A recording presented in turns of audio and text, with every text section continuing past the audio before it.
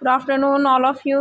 मैं फ़िरदौस खान, जैसा कि पढ़ रहे आपको बीए फर्स्ट सेमेस्टर साइकोलॉजी का नोट्स आपको यूट्यूब पर अपलोड करके प्रोवाइड करती हूँ।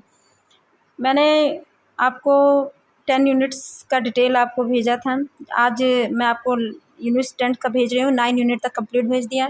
इमोशन यूनिट 10 था, जिसमें आपको भय, क्रोध, घृणा, ईर्ष्या, दुख, स्नेह, आनंद, हर्ष या प्रसन्नता आदि व्यक्ति जब उसका अनुभव करता है, उसी को इमोशन बोलते हैं, उसी को हिंदी में संवेग बोलते हैं। अब मैंने उसका इमोशन का इंट्रोडक्शन, मीनिंग, डेफिनेशन, उसका कैरेक्टर, उसका क्लासिफिकेशन सारा मैंने आपको प्रोवाइड कर दिया। आज मैं उसका थ्योरीज़ भेज रही हूँ। थ्योरीज़ यानी सिद्धांत। मनोवैज्ञानिकों ने अपने अपने अकॉर्डिंग जो है इमोशन को कैसे डिफ़ाइन किया। तो सबसे पहले आप देखिए, इसमें जेम्स लैंजे ने अपने थ्योरी में कहा है। जेम्स लैंजे, विलियम जेम्स अमेरिका के एक प्रख्यात मनोवैज्ञानिक रहे हैं।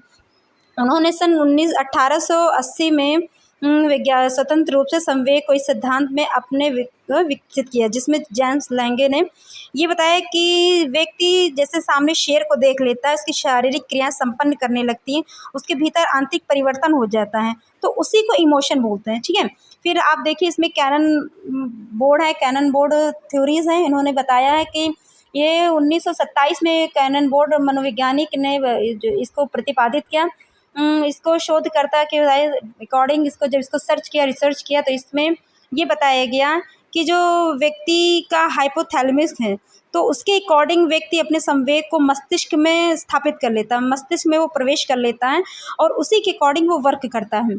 तो कैनन बोर्ड के सिद्धांत से ये स्पष्ट है कि जब संवेगात्मक उद्दीपक का प्रत्यक्षकरण होता है, तो उसमें जो है जो संवेदी तंत्रिका होती है, जो जिसको बोलते हैं सेंसरी नर्वस इम्पल्स, ठीक है, वो आपका सेरेब्रल कंट्रोलिंग के लिए होता है। फिर आपका देखिए, इसमें जो है लिंडसे एक्टिविटी है, लिंडसे ने अपने इमोशन में कहा है, उन्होंने उसका 3 पार्ट्स में विभाजा, 3 टाइप्स में डिवाइड किया। पहले उसमें उन्होंने कहा लो है, उसके बाद फिर उन्होंने कहा मिडिल है, फिर हाई है। लो लेवल में उन्होंने ये बताया है कि जो व्यक्ति की जो उत्तेजनाएं होती हैं, वो कभी कभी शांत हो जाती हैं, उसी को संवेग बोलते हैं।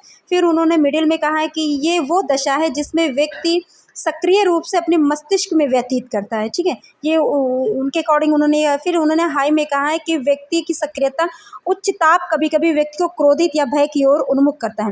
यानी जब व्यक्ति कभी कभी बहुत ज़्यादा गुस्सा हो जाता है, जैसे मान लीजिए कि सामने उसने अपने दुश्मन को देख लिया है और उसका उत्तेजनाएं बढ़ जाती हैं, गुस्से में वो लाल पीला हो जाता है, तो इमोशन इसी को कहते हैं। तो थ्योरीज मैं आज आपको भेज रही हूँ, आप इसको देखिए, पढ़िए।